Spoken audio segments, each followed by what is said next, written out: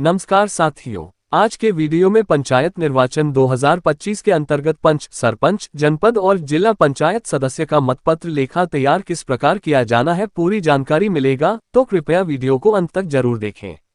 मतपत्र लेखा तैयार करना। मतपत्र लेखा एक बहुत महत्वपूर्ण अभिलेख है जिससे ये ज्ञात होता है कि पीठासीन अधिकारी को दिए गए मतपत्रों में से कितने मतपत्रों का मतदान में उपयोग हुआ, कितने बचे रहे और मतपेटी में कितने मतपत्र होने चाहिए। मतपत्र लेखा प्रारूप -15 के भाग 1 में तैयार किया जाएगा, जो कि परिशिष्ट 19 में उद्धृत है। मतपत्र लेखा का भाग 2 मतगणना के समय भरा जाएगा, उसके पूर्व नहीं। जितने भी स्थानों सीटों के लिए मतदान हुआ है, यथा विभिन्न वार्डों के पंचों, सरपंच, जनपद पंचायत सदस्य या जिला पंचायत सदस्य, उन तब के लिए अलग अलग मतपत्र लेखा तैयार किए जाएंगे। आपको मतदान सामग्री के साथ मतपत्र लेखा के प्रारूप आवश्यक संख्या में उपलब्ध कराए जाएंगे। इस बात को दोहराना असंगत न होगा कि प्रत्येक वार्ड के पंच के लिए अलग अलग मतपत्र लेखा तैयार किया जाएगा, क्योंकि हर वार्ड अपने आप में एक स्वतंत्र निर्वाचन क्षेत्र है। मतपत्र लेखा प्रारूप 15 भाग 1 की प्रारंभिक पंक्ति में उस स्थान सीट का विवरण अंकित करें जिससे उसका संबंध है। उदाहरणार्थ, ग्राम पंचायत के किसी वार्ड के पंच के निर्वाचन के मामले में ग्राम पंचायत का नाम तथा वार्ड का क्रमांक दर्ज करें। सरपंच के मामले में केवल ग्राम पंचायत का नाम दर्ज करें और जनपद जिला पंचायत सदस्य के मामले में संबंधित जनपद पंचायत जिला पंचायत का नाम तथा सुसंगत निर्वाचन क्षेत्र का क्रमांक भरें। इन्हें भरने के पश्चात अन्य प्रविष्टियां दर्ज करें। तो चलिए वीडियो शुरू करते हैं। तो साथियों, मतपत्र लेखा है जो कि आपकी जिस बूथ में ड्यूटी लगी है, मान लीजिए कि वहां पर 4 वार्ड के पंच के लिए चुनाव हो रहा है, तो आपको हर वार्ड के पंच के लिए आपको मतपत्र लेखा अलग अलग तैयार करनी है। साथ ही आपको सरपंच, जनपद और जिला के लिए भी आपको अलग अलग मतपत्र लेखा तैयार करना है। और इसे आपको दो दो प्रति में तैयार करनी है, जिसको आपको जहां से आपने मतदान सामग्री प्राप्त किया है, जहां आप जमा करेंगे वहां पर दो दो प्रति में आपको जमा किया जाना है और सारा लेखा उतनी मात्रा में तैयार करनी है। तो चलिए आपको बताते हैं कि किस प्रकार से आप पंच, सरपंच, जनपद और जिला के लिए मतपत्र लेखा तैयार कर पाएंगे। तो जैसा कि आपके सामने स्क्रीन पर दिखाई पड़ रहा है कि प्रारूप 15 भाग 1 मतपत्र लेखा। अभी हम पहले बात कर लेते हैं कि पंच का। तो देखिए यहाँ पर ग्राम पंचायत, उसके बाद यहाँ पे आपको ग्राम पंचायत का नाम फिल कर देना है जिस ग्राम पंचायत के लिए आपकी ड्यूटी लगी हुई है। उसके बाद यहाँ पे आपको संबंधित वार्ड का नाम लिख देना है जिस वार्ड के लिए आप ये मतपत्र लेखा तैयार कर रहे हैं। उसके बाद आपको ये ग्राम पंचायत का नाम, ये जनपद, ये जिला को आपको फिल नहीं करना है जब आप पंच के लिए मतपत्र लेखा तैयार कर रहे हैं तब।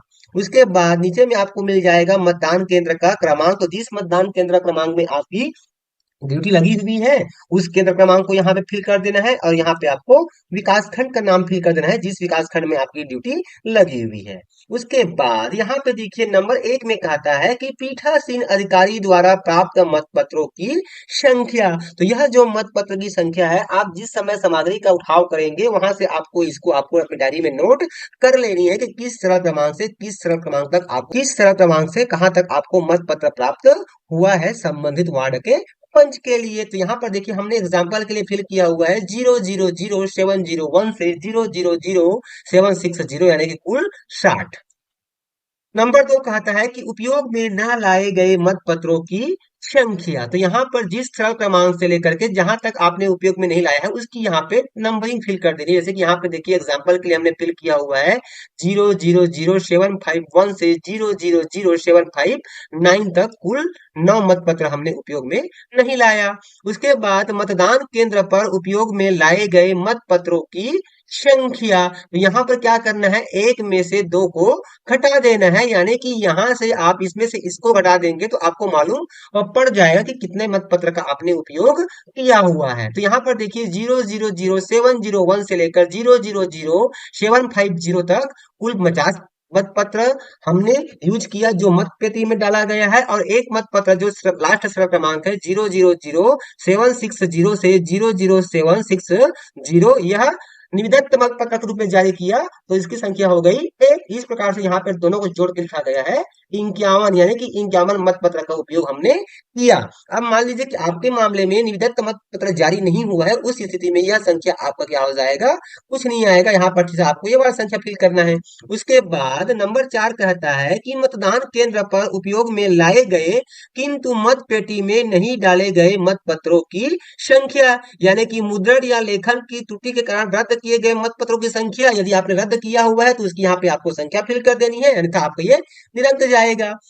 उसी प्रकार से नंबर ख कहता है कि निविदत्त मतपत्रों के रूप में उपयोग में लाए गए मतपत्रों की संख्या, यानी कि यदि आपने टेंडर बोर्ड इशू किया हुआ है तब के मामले में उसको आपको इस प्रकार से संख्या फिल करनी है, अन्यथा यहाँ भी आपका निरंक जाएगा।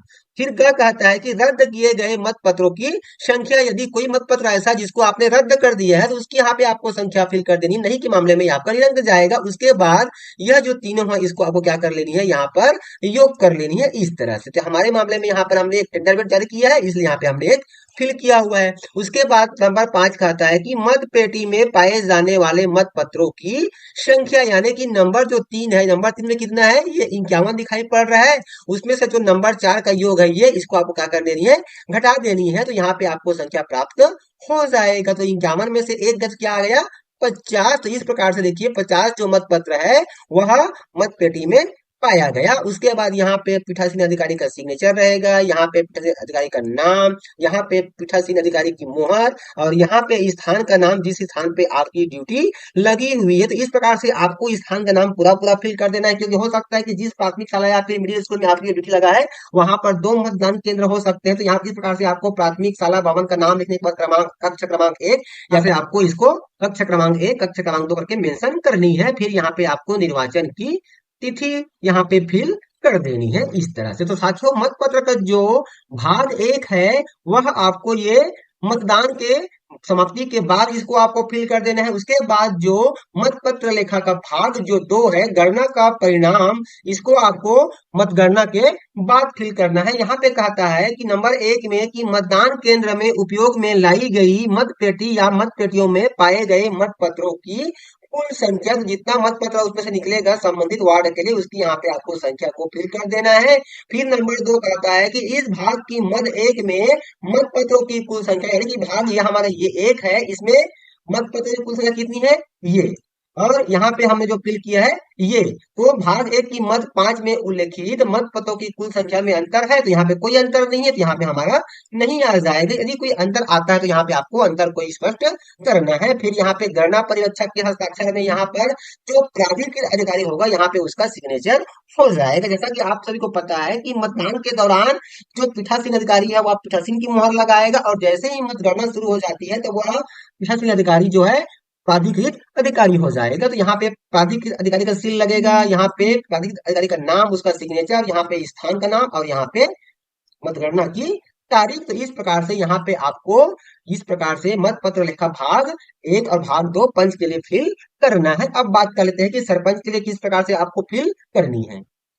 तो यहाँ पर देखिए हमने मत पत्र लेखा सरपंच के लिए एक प्रारूप आपके सामने स्क्रीन पर शो किया हुआ है। यहाँ पर देखिए भाग 1 मत पत्र लेखा जो मतदान समाप्ति के बाद फिल किया जाना है। तो सरपंच के मामले में आपको ये वाला बस फिल करनी है, यानी कि ग्राम पंचायत का यहाँ पे नाम आ जाएगा और यहाँ पे से सरपंच का निर्वाचन। बाकी जो फील्ड है उसको आपको फिल नहीं करना है। यहाँ पे जनपद को छोड़ देनी है, जिला पंचायत को छोड़ देनी है। उसके बाद यहाँ पे मतदान केंद्र का नाम आ जाएगा और यहाँ पर विकास खंड का नाम आ जाएगा। उसके बाद जैसे कि देखिए जैसा हमने पंच के मामले में आपको फिल करना बताया, सेम वैसे ही आपको यहाँ पे फिल करनी है। यानी कि पीठासीन अधिकारी को प्राप्त मत पत्रों की संख्या सरल क्रमांक से तक कुल कितने प्राप्त हुए हैं, हमें 910। तो यहाँ पे हमने 910 फिल कर दिया। उसके बाद उपयोग में न लाए गए मत पत्रों की संख्या का सरल क्रमांक से तक कितना हो गया, 84। उसके बाद नंबर 3 मतदान केंद्र पर उपयोग में लाए गए मत पत्रों की संख्या को क्या करना है, नंबर 1 से नंबर 2 को क्या कर देनी है, घटा देनी है। तो यहाँ पर क्या आ गया,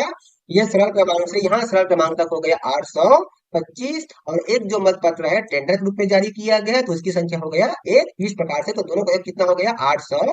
826, तो 826 मत पत्र का उपयोग किया गया। उसके बाद मतदान केंद्र पर उपयोग में लाए गए किंतु मत पेटी में नहीं डाले गए मत पत्रों की संख्या, यानी कि लेखन या त्रुटि के कारण रद्द किया गया है, तो उसकी यहाँ पे संख्या नहीं होने के मामले में निरंक।